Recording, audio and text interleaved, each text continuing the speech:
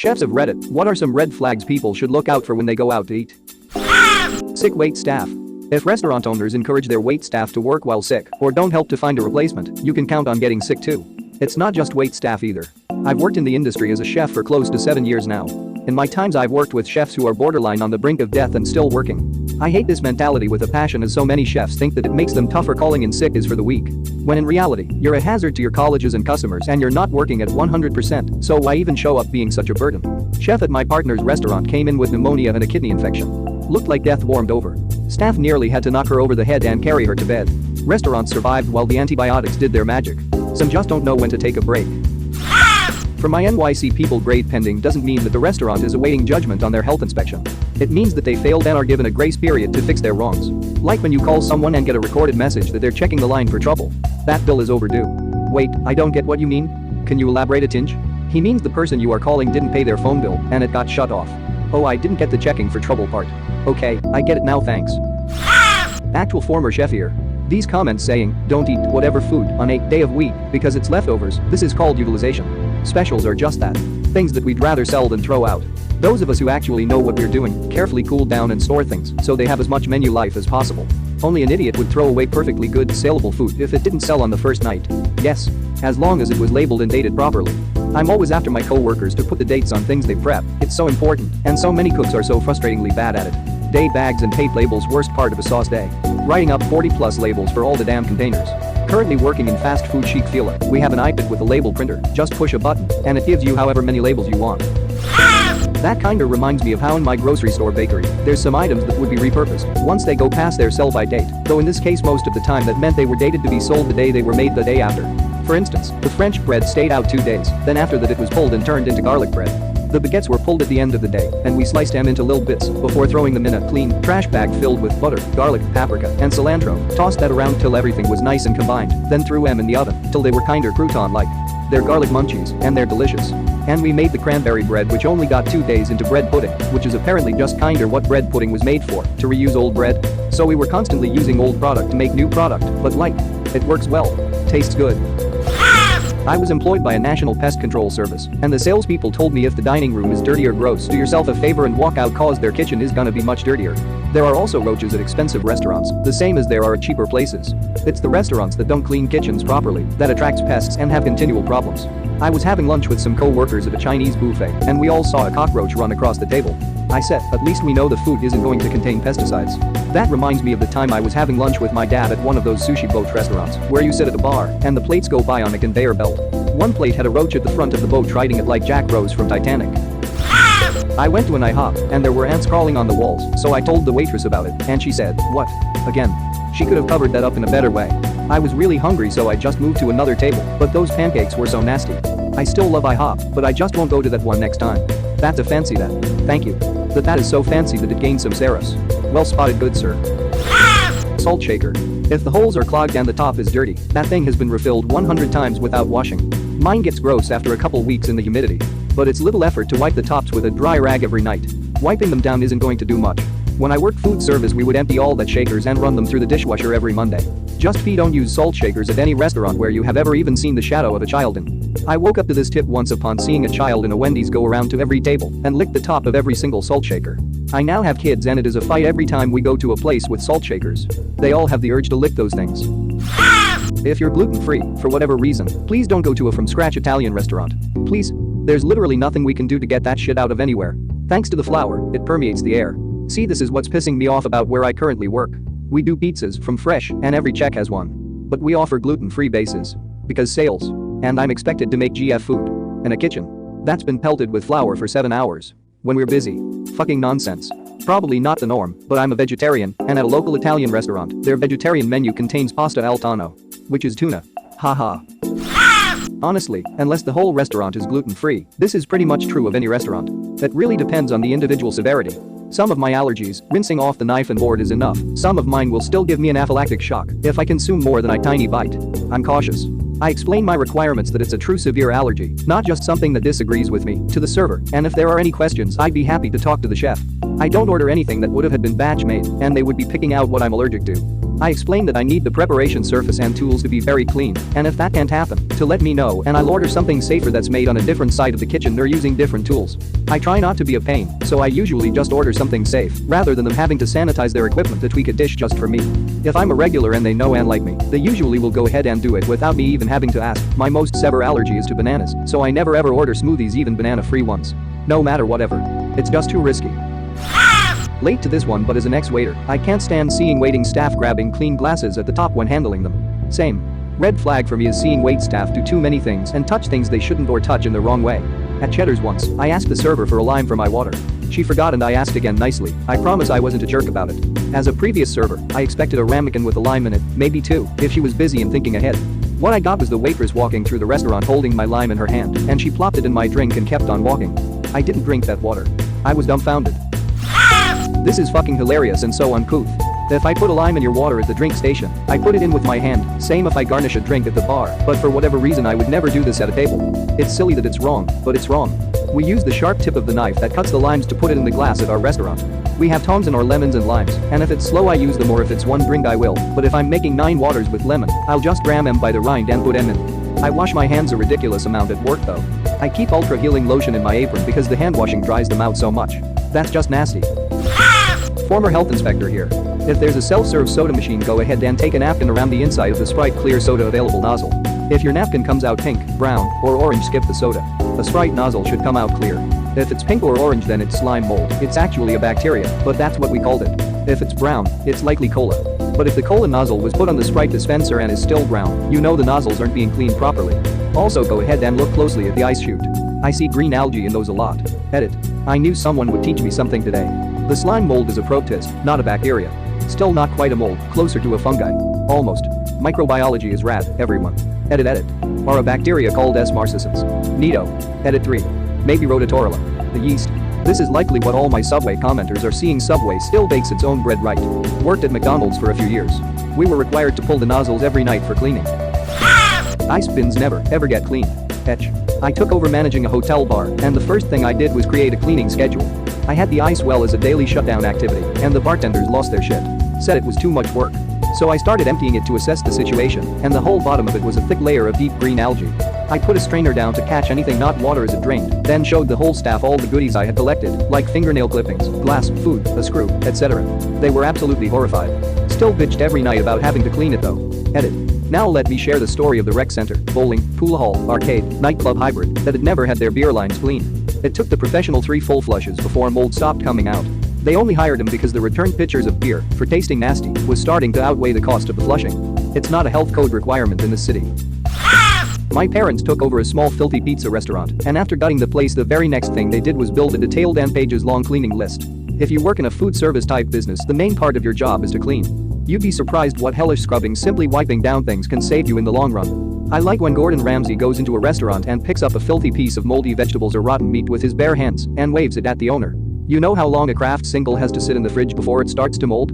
Fucking years, as I read that in his voice, lol.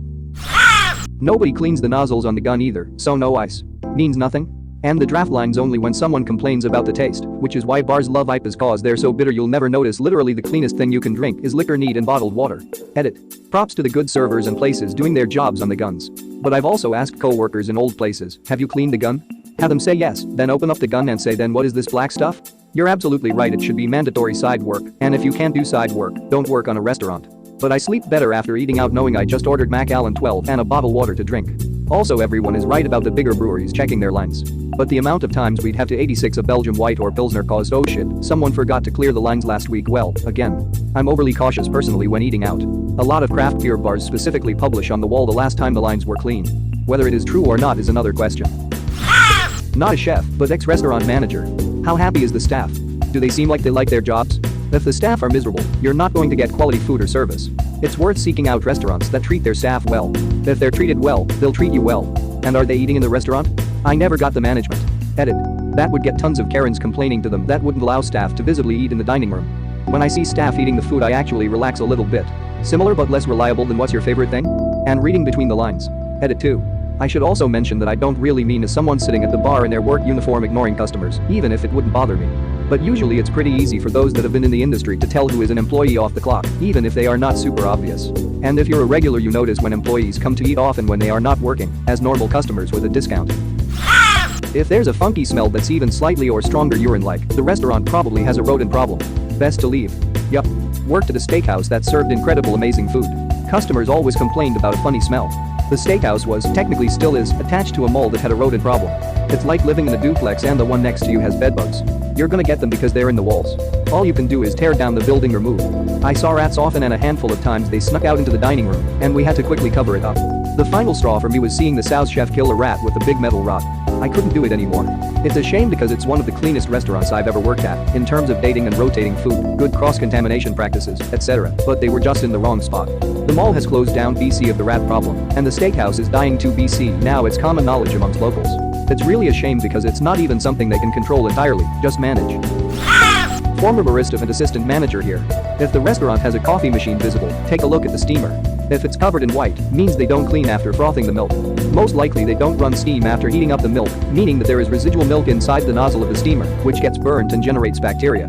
Don't order coffee in there. Also, most likely the cloth used to clean the steamer from time to time is disgusting and used for more than just wiping the milk out of it. A restaurant with a good philosophy about health and safety cleans the coffee machine every night. LOL, my boss told me she just learned that there's a tool for cleaning out the steam once. She ordered one and I'm legit scared what I'll find when I use it. We do wipe the exterior of the steamer between each use, though. Overworked staff. What cleaning jobs do you think are getting missed if staff are far too stretched and are unhappy at work? We avoid restaurants that are constantly having staff turnover for this exact reason. There is a place here, open less than a year, constantly advertising for staff. Right now he has 7 positions open out of maybe 15. If it is an ongoing issue, it is probably mismanagement. Unhappy employees handling food just makes me uncomfortable, to say the least. This is a little tough to do because the restaurant industry has notoriously high turnover. Even places I really enjoy have pretty consistent turnover. Not saying it's cool, okay, just the nature of the business. I've been working at a badly staffed restaurant 4 years now. It depends on the business. I've seen restaurants that lose just a few employees a year. This last year we've lost and tried to replace 6 servers or bartenders and 9 hosts. Spoiler alert, it's mismanagement. Does it sound like it could be 2 or more restaurants? Example, sushi and pizza at the same place. They can't do either well. How dare you insult Ken Taco Hut Robbins? You joke, but there's a Mexican Chinese place in Boston that is fantastic. And by fantastic I mean absolutely shitty but good drunk eating. General Tso's soft tacos. Literally just Mexican dishes, but the meat was Chinese style. Get yourself a garlic chicken quesadilla and poo-poo platter. Edit. Plenty of folks guessed it. Lee Chen's in Southie. Buy some scratchies next door while you stumble to your next destination. They don't formally put these hybrids on the menu, but it's all the same meat for everything. Some people genuinely like it, which shows you how shit Boston Chinese food is, except for some key places downtown. Too many menu choices. Dirty restrooms. Server staff seems meh anxious. Big dim sum place I went to had food spatter on the baseboards. I was skeeved. Hole in the wall Taiwanese place? There's not even dust on the top part of the bathroom mirror. And they only have a staff of 4. I don't understand how they do it. They may pay someone to clean it. This is not uncommon in successful places. Yep, worked in an extremely high volume place. One of our perks was after we put up food and locked up knives, we had a cleaning crew of halfway house felons come in and do a clean up, and then do a deep clean every night. Took around 8 hours and it was spotless the next morning. Included pulling ranges etc. out and scrubbing behind and insides of vent hood. If your meat or pasta, for example, has dry spots as if it was left out to dry for a good time, the kitchen is not properly storing their prep correctly. The walk-in is most likely not taken care of. Edit for clarity. On let's say chicken, it's still raw. Someone leaves it out, it forms a skin looking almost like jerky. Chewy, an orangish yellow color. That spot won't go away because someone has cooked it. Same kind of thing with pasta, but the pasta is always pre-cooked, waiting for you. There is no reason for your sensitive products to be left uncovered for that long. I don't know enough about food and I'm a bit confused what this means. I second this. The first comment I see when sorting by best, and it makes no sense to me as well as has only one reply. Yeah, what the hell is the dry spots, haha. Ask where your oysters come from. If they don't know, you don't want them. Works for most seafood. Excuse me, but can you tell me where your clams come from? The ocean? No joke, fam went out to a place with family friends, and the wife asked the waiter where the fish came from. Man deadass pointed to the fishmonger across the road and said they're not sure if that's a red flag or an extra hardy green flag. My first day selling seafood. Customer. Are your scallops dry or wet packed? Me, thinking that was a silly question as I mean, they are from the ocean. Wet of course. Customer. Politely says thank you and walks away. Still feel like a dummy for that one. Edit. Since this post is actually getting replies and people are wondering the difference, I'm copy-pasting from a reply further in the thread. Basically what the other two people posted so far. Wet packed means it's been soaked water with phosphates in them to plump them up and pull in the moisture. Dry packed are essentially straight from the ocean and tossed in a large tub once the meat is removed from the shell. It's kinda like cheap versus expensive ice cream. Cheap ice cream usually has a lot of air whipped in to make you think you are getting more, but in reality it's mostly air. I should note that the store I was at did in fact sell dry packed, and they still remain some of the best scallops I've ever had. Central Market in Texas represent. You might have to be a chef to recognize this, but my red flag is going into a busy restaurant and noticing none of the tables have food, or not many customers are yet eating. This usually means the kitchen is going down in flames. One time I noticed this and could see some food slowly stacking up in the window, but no orders coming out. I mentioned it to the server and he replied I wouldn't suggest ordering food. He brought our drink check and we left. He was tipped well for his honesty. The other day we went to a restaurant a little after noon, and it was packed with the lunch rush. My husband suggested maybe we get fast food, but I looked around and said everything was going to be fine because 80% of the tables already had food or a check. This reaction surprised him because he's used to me seeing a crowded restaurant and saying nope and turning around. He doesn't understand what I'm looking for, which is a sign that the servers have shit under control or are in the weeds. I'm going to have to start doing this. A green flag is an open kitchen where you can see everything getting cooked. There's an open kitchen diner where I live and the food is killer. Not always the case. I've seen some pretty nasty open kitchens that have heavy focus on sightlines to make sure what the customer sees is clean, but everything else is trashed. Seems like it'd be easier just to clean your damned restaurant. I work for a boss that leaves a tornado trail of mess and destruction behind him and never picks up after himself. My first hour every day is cleaning up the mess he made, making sure the ovens, grill, and fryers are turned on and at temp, filling the stations, writing the prep list, then starting the prep. All while taking and filling orders. We open at 7, I come in at 10. As for cleaning, there will always be that 1 or 2 people on staff who are really trying. We really are. But there's only so much one person can do in an 11-hour shift. Not a chef, but worked at a KFC for a while, so here's a KFC specific thing. There are 2 towel colors for cleaning used at KFC franchises, at least in American ones, no idea about others. There are yellow towels, which are intended for surfaces that cooked foods will touch, and blue towels, which are only to be used in raw chicken areas. This is to prevent cross-contamination. Cooked chicken never touches raw chicken areas, and cooked and raw areas are never cleaned with the same towels. The thing to look out for? Raw chicken areas are usually not visible from the front counter, at least in most locations I've seen. If you see a blue towel, don't eat there. Now this isn't a hard and fast rule. I would recommend asking the cashier about it if you see anything suspicious. When I went to Europe, a KFC location in Amsterdam had blue towels and cleaning solution on top of all the trash cans in the lobby. They weren't for raw chicken, they just had a different cleaning procedure there. Not a chef, but my best friend is and he says a large menu. Chances are a lot of things on a menu means that they are frozen. Also, it's difficult to train people to be good at making 40 different things, so the quality is going to suffer. Edit. Yes, some places like Chinese restaurants that are different combinations of about 30 fresh ingredients are an exception. Large menu is the biggest tell you're about to have a shit meal. If you absolutely have to order there, ask what the most popular dish is and just order that. What would be some examples of restaurants with big menus? We rarely go out to eat and would rather not waste the times we do go on shitty microwave meals. Edit. So apparently I will stay far away from a cheesecake factory. TBH, I always thought it was a made-up place in The Big Bang Theory, not an actual restaurant LOL. Thank you very much for watching. Don't forget to subscribe and like this video. Tell me what you dislike or love about this video, so please comment below and hit the bell icon so you're notified anytime a new video is released. This is a WeCrow Media production.